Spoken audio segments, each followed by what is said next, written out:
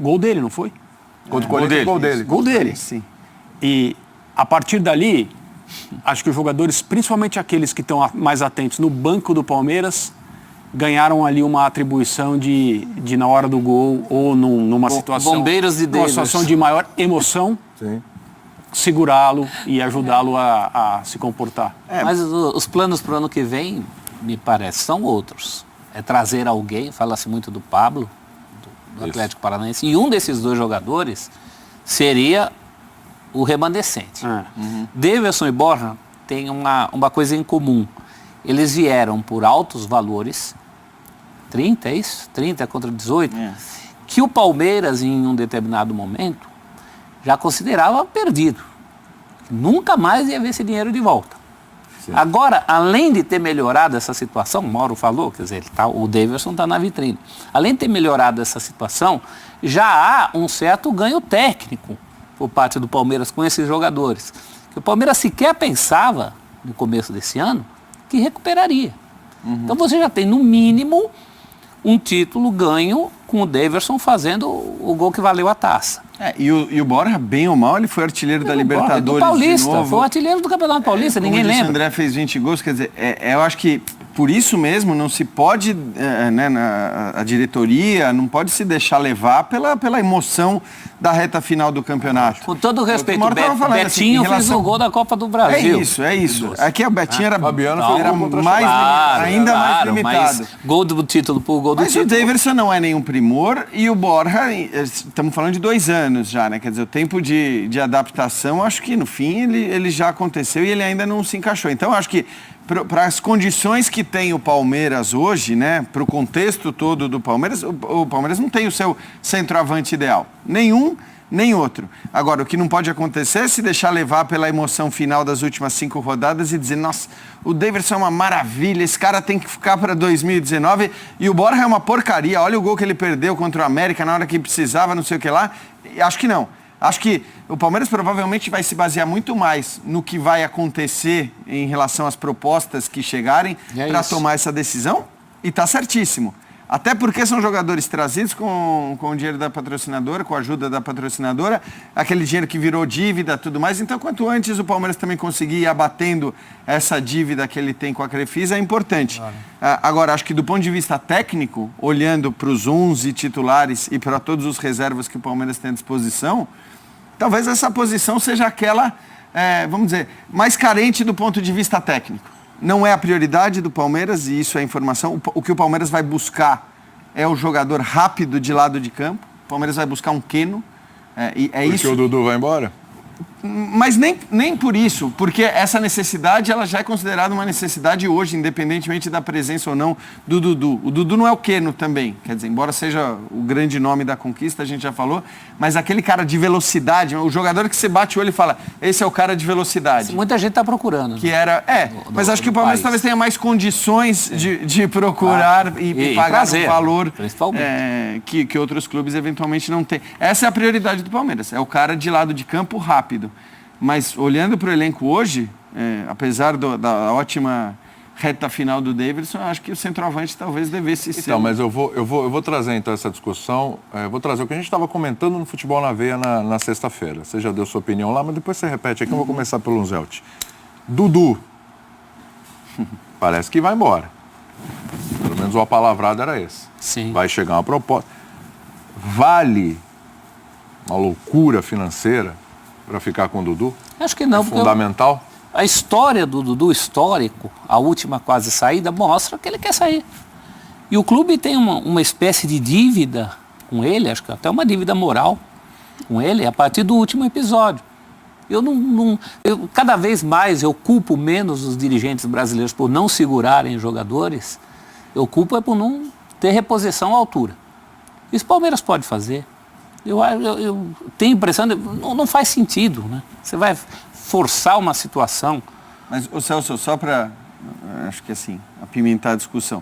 Porque eu também acho que não dá para segurar pelo salário absurdo que é o salário oferecido na China. E ter o histórico do último quase. Agora, o meu único ponto é, quando um cara quer sair para jogar na China, Ele quer sair por um motivo apenas, não porque ele quer... É por dinheiro. Fazer a só- independência É financeira. única e exclusivamente por dinheiro. Quer dizer, não é que ele quer ir porque ele sonha jogar no Barcelona ou jogar no Manchester United ou na Juventus, porque ele quer jogar uma Champions League, porque ele quer ganhar um título que é o maior título de clubes do mundo. Não tem nada disso, né? Acho que ele quer sair porque ele quer ganhar dinheiro. E aí acho que o que o William está falando é o Palmeiras fazer uma loucura a ponto de pagar um salário chinês, o que eu acho que é absolutamente inviável Como é para que faz com o qualquer resto? clube Aí brasileiro. você tem um Não como pagar. problema até com o elenco, né?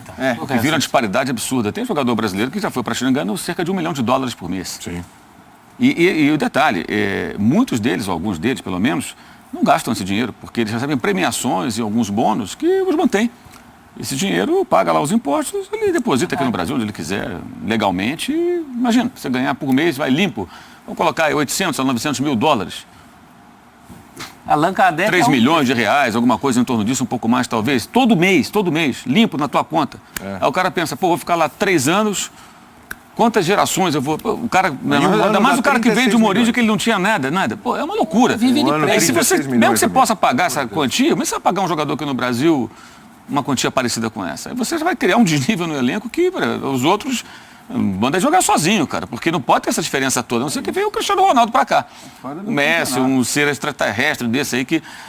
agora, a proposta veio naquela época, né? Foi o Roger Guedes. Inclusive, o Palmeiras foi muito bem, né? Pegou o Roger Guedes, mandou, enfraqueceu o Atlético, ganhou a grana e ficou com o Dudu. E virar de novo a mesma proposta, essa é a questão, né? Se ela vai voltar. É possível, claro, está jogando bem, então as pessoas estão observando, mas não se sabe ainda, né? A multa rescisória do Dudu é de 60 milhões de euros. O Palmeiras vende se ele quiser, de fato. Mas esse valor, vou vender você, se for um valor que compense. Se chegar um cara que com 10 milhões de euros, duvido que o Palmeiras venda. Vai ter que chegar com mais. Foram cerca de 15 milhões na 15 época, milhões, né? Era Que não, 12, aí vem uma segunda que proposta. não de 15. seduziu. Se for 15 de novo, ou 20, sei lá, de repente, o Palmeiras aceita vender pelos serviços prestados e pelo que combinou com o jogador. Mas chegar com 3 caraminguais aqui, o Palmeiras não vai vender, nem tem que vender. O jogador tem o direito de querer ir embora, mas a multa tem que ser compatível com aquilo que ele vale no mercado e o investimento que o clube fez nele. Até porque ele ganhou um aumento no começo da temporada. Ele teve um reajuste de salário. Então a condição dele, quando chegou a proposta, já era melhor do que era em 2017. Na renovação de contrato dele, que vai até 2022, se não me engano, ele foi aumentado. Agora tem uma questão interessante em relação ao Dudu, que é o horizonte dele, né? O Jean falou, o cara que quer ir para a China ou o mundo árabe. Não importa, é onde se paga uma enormidade sem a devida contrapartida esportiva. Ou seja, o cara sabe que não vai para um lugar onde, futebolisticamente falando, o ambiente é de alto nível, mas ele vai ganhar até para tolerar isso aí, porque o ambiente é assim, do ponto de vista dos orçamentos e tal. Eu não sei se ele tem, apesar de ser jovem ainda, ideia de jogar num time da Europa que não seja, elite da elite, mas um time que não seja médio, um time que ninguém fale assim, o Dudu saiu do Palmeiras para ir jogar num lugar, não vou citar nomes, que as pessoas ficam melindradas. Não sei, era melhor pro Dudu ficar aqui. Jogar pelo menos num time que vá à Champions League. Isso. Né? Mesmo que não seja candidato a título. Boa ideia. Eu não sei. Quarto colocado de um campeonato importante. Eu não sei se mesmo aos 26 anos, por ele ser esse tipo de jogador, a competição para ele fora do Brasil não é muito forte. Sim. E eu acho que ele sabe disso. Então, pelas informações que a gente teve nas conversas com o Gagliotti, aquilo que a gente já comentou aqui, uma das coisas que ele dizia era, eu não tenho como jogar em determinados lugares. No sentido de, eu não sei se algo assim vai aparecer de novo. Já apareceu em janeiro. Agora de novo. É a minha chance que está passando, entendeu? Então, eu acho que ele tem muito claro quais são os saltos que ele pode dar. Então, o acordo feito é uma proposta que o Palmeiras considere vantajosa, tendo jogador para substituí-lo, ele vai. Os 12 milhões de euros que foi a primeira proposta que o Palmeiras recebeu... Em janeiro. O Palmeiras não aceita. Não quer nem ouvir, não quer nem discutir. A partir de 15 milhões de euros, o Palmeiras aceita começar a ouvir, mas não é o valor que o Palmeiras espera, até porque, né, é bom dizer, acho que a partir do momento em que houve a proposta e que teve aquele momento, até que o próprio Dudu, acho que foi mal, porque postou no Instagram meio se mostrando insatisfeito com a permanência e tudo mais. A partir dali, ele viveu... E estamos falando de um cara que ganhou a bola de prata nos 2 últimos campeonatos brasileiros, mas acho que a partir dali ele viveu o melhor momento dele no Palmeiras. Quer dizer, a valorização dele Acho que é indiscutível. Tanto que acho difícil ele não ser eleito por todos os critérios e em todos os prêmios deste Campeonato Brasileiro, o craque do Brasileirão, coisa que não tinha acontecido até agora, né? Então acho que ele realmente vive o melhor momento dele e talvez por isso até o Palmeiras queira receber mais do que tinha recebido como oferta. O que eu acho muito interessante no caso dele é que, em termos daquilo que ele passa em campo, não estou falando análise técnica das atuações dele, mas o que ele passa em campo como personalidade, a imagem que ele transmite é de um jogador que se sente extremamente valorizado e não um cara frustrado por não ter ido para a China. Sim. A postura de liderança que ele tem, a partida que ele fez contra o América, tudo bem, o América é um time tecnicamente muito inferior ao Palmeiras. Mas ele chamou o jogo. Deixa comigo. Ele é um cara colocar a bola embaixo do braço e falar, isso que ele faz. E aquilo que a gente falava muito do Flamengo, de que em momentos decisivos, certos jogadores dos quais você esperava uma postura diferente, não é nem uma postura, acho que é um poder de decisão diferente. O Dudu é isso, né? O Dudu é o cara do jogo grande. Estamos citando agora o jogo contra o América, mas o jogo do América era muito importante pelo que tinha acontecido contra o Paraná. Claro. Mas se você for pegar dessas partidas grandes, né?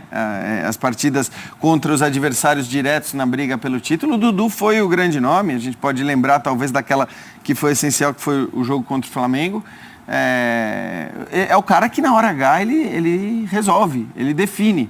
E aí não tem a ver com ser cascudo, com ser pitbull, com ser brigador, com ficar berrando com os companheiros, não. É com ter uma postura em relação ao jogo, que é uma postura de não ter temor, de não temer aquele jogo, de falar, não, esse é o jogo grande, esse jogo eu vou resolver, e ele tem sido esse cara. Gente, para encaminhar o final do bloco, afinal de contas, ainda vamos falar aí do Corinthians, que empatou com a Chapecoense. O Corinthians tinha 2 jogos em casa, sofreu nos 2 jogos em casa, mas conseguiu se livrar da briga aí pelo rebaixamento, contra o rebaixamento, né? E, claro, a gente vai falar do Flamengo também, essa reta final aí de Flamengo. Hoje venceu fora de casa o Cruzeiro. Vamos falar aí quando falar de Corinthians tem Carille, e quando falar de São Paulo tem o Jardine efetivado, né? Às vésperas aí de um mata-mata, né? Porque, afinal de contas, jogou contra o Sport aí e o Grêmio titubeou. Então é o mata-mata pelo 4º lugar do Campeonato Brasileiro. É o que sobrou de mais interessante na parte de cima. Sem dúvida. Falaremos sobre o jogo que não aconteceu? Falaremos sobre Libertadores os da América. jogos. Sim, sem dúvida. Falaremos sobre Libertadores da América. O jogo que foi adiado em meia hora, em 1h15, meia hora, de repente adiado em um dia, adiado para não se sabe quando agora, que seria a maior final de todos os tempos. E o Mundial de Clubes começa dia 12. Dia 12 de dezembro. É preciso saber ao menos qual é o representante sul-americano. Ele não precisa nem estar lá, é só saber qual é. Um detalhe importante, o presidente da Argentina já se manifestou dizendo, olha, tem reunião do G20, começa agora, segunda começam a chegar os personagens. Então... Enquanto os caras estiverem aí, não tem confusão. Então essa semana esquece. Não dá. Dia 8, já estamos dia falando 8. dia 8. Os jogos, sábado da outra semana. Os jogos foram para o sábado justamente por causa da reunião. Exato. É? Vamos chegar nesse assunto já, que foi uma pataquada danada. Mas, enfim, para fechar, Palmeiras conquistou o título em 2016, agora em 2018, tem participado de todas as edições da Libertadores nesse período, claro, conquistou também a Copa do Brasil 2015, bom lembrar. Claro, alguns percalços, muitas trocas de treinadores e tudo, mas é um time que vem brigando sempre na parte de cima. Outros clubes prometem isso também. O Flamengo é um time que está prometendo isso, ainda não cumpriu, mas está prometendo, tem todas as condições disso. O Grêmio tem disputado também. A gente está vendo talvez o início ou a construção de uma hegemonia, ou é um exagero falar disso, Jean? Eu acho que hegemonia, quando eu digo, não é ganhar título todo ano, que ser campeão brasileiro, todo ano Libertadores. Falando, manter ali em cima, aquela briga está sempre disputando. Isso não existe, ainda bem, não vai existir nunca no futebol brasileiro, alguém ganhar o tempo todo um título atrás do outro.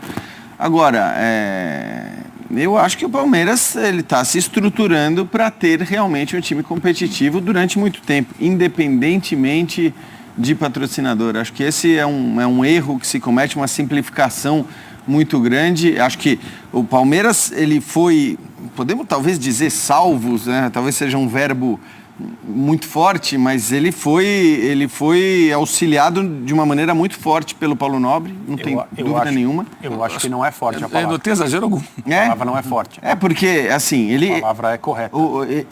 Era um momento muito duro, era um momento financeiro em que o Palmeiras sofria demais, era um momento técnico bastante complicado e não há discussão de que o que fez o Paulo Nobre mudou o patamar do Palmeiras. Não foi só o Paulo Nobre.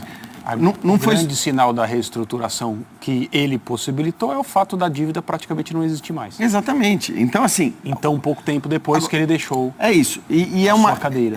A dívida não existe mais... Praticamente. Ainda... Com ele não, né? Quer dizer, isso que a dívida com ele não existe mais, existe uma dívida com a patrocinadora, mas o Palmeiras se estruturou em várias outras frentes, acho que fez, ao contrário do que aconteceu na época da Parmalat, em que tinha um sistema de cogestão, que os caras chegaram, dominaram o futebol durante um período, fizeram o time ganhar um monte de coisa, depois foram embora e deixaram terra arrasada porque as pessoas que permaneceram eram incompetentes, agora não.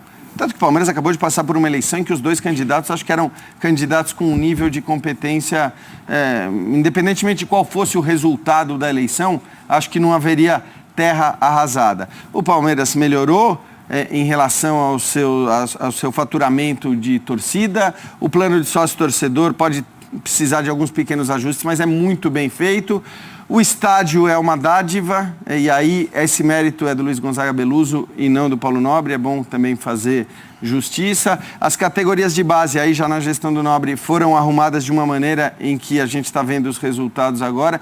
Então, assim, tem uma série de outros pontos que não são apenas o patrocínio da Crefisa, que, claro, é importante, que dão ao Palmeiras uma sustentação e que vai precisar de gente muito incompetente para destruir isso em pouco tempo. Então, acho que sim. Claro que a gente não duvida de nada no futebol brasileiro, né? A gente não duvida de nada. As pessoas que hoje gerem o Palmeiras não me parecem ter incompetência, nem me parecem ter incompetência, quanto mais incompetência para destruir tudo em tão pouco tempo. Mas eu acho que para você destruir tudo que foi feito, você precisaria realmente de dirigentes terríveis. E, pelo menos, nos últimos tempos, essas pessoas não estão ali concorrendo para a presidência do clube. Agora, achar que vai ganhar tudo, um ano após o outro... Quando eu falo hegemonia, é isso. Aliás, no Real Madrid ganhou 3 Champions seguidas, tá? Mas assim...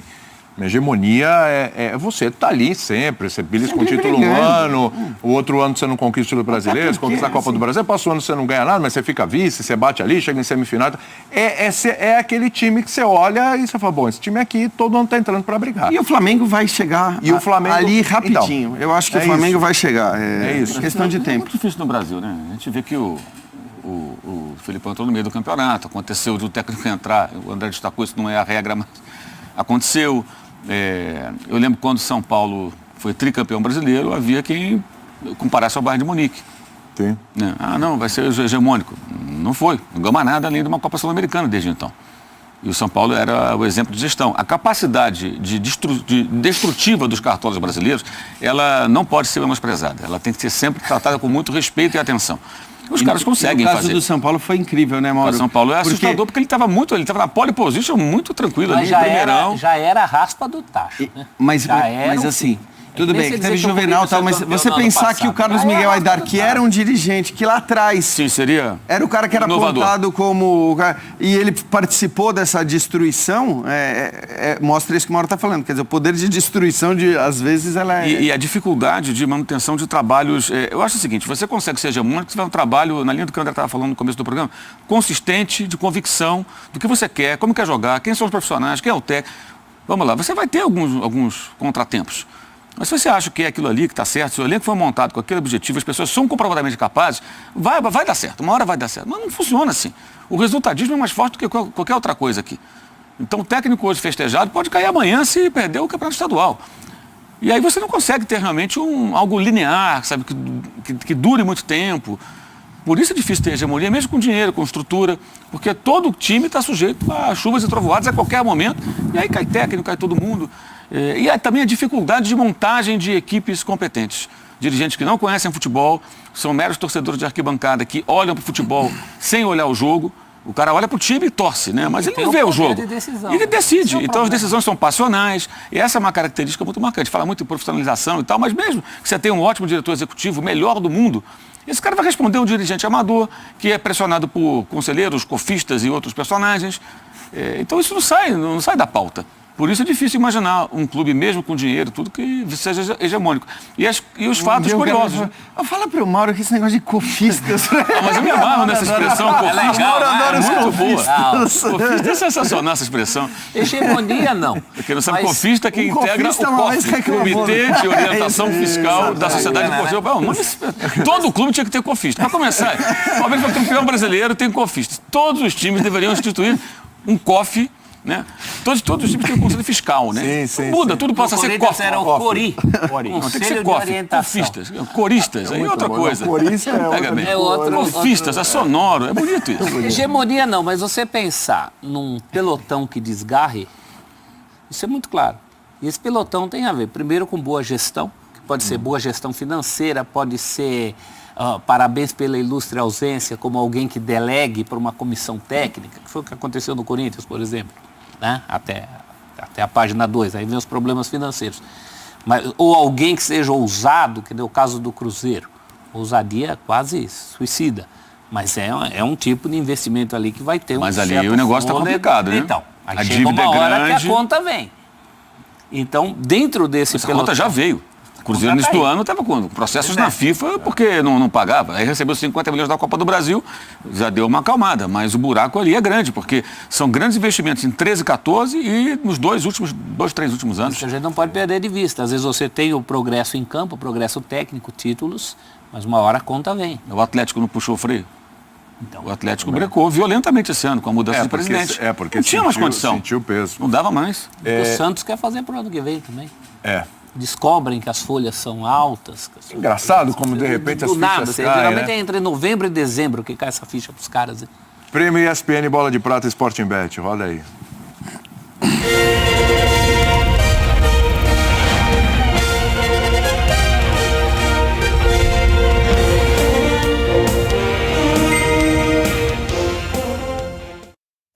Lembrando que nas próximas rodadas, quer dizer, nessa rodada, né, agora na próxima terça-feira, porque tem jogo na segunda, e ainda na outra rodada a gente vai ter a seleção da rodada. A seleção do campeonato só será divulgada agora no dia do prêmio, que vai ser dia 3 de dezembro, na outra segunda-feira, com exibição, claro, aqui na ESPN Brasil, a partir de 12h30, ok? Então, assim, eu acho que não tem muita dúvida, é só uma formalidade. Quem foi o craque do Palmeiras? Mauro César? Dudu. Dudu, Zelt. a palavra é craque, né? Então, Dudu. Isso. André Kifuri, Jean Oddi, muito bem. Esse na lata foi o na lata mais fácil de todos os tempos. Mera formalidade, né? Mera formalidade. O craque do Palmeiras, claro, o Dudu. Olha, fã de esportes, no próximo bloco a gente vai falar do Flamengo. Hoje o Paquetá foi barrado pelo professor Dorival Júnior. O Flamengo venceu, ratificou sua condição ali de vice-campeão brasileiro e está chegando no fim aí quantos dias? Quando os ponteiros se encontrarem à meia-noite, faltarão 35 dias. 35 dias para o fim da gestão Bandeira de Melo. A gente vai falar sobre isso no próximo bloco e ainda hoje, hein? A final que ainda não aconteceu e Corinthians, São Paulo e seus treinadores para o ano que vem. Voltamos já já.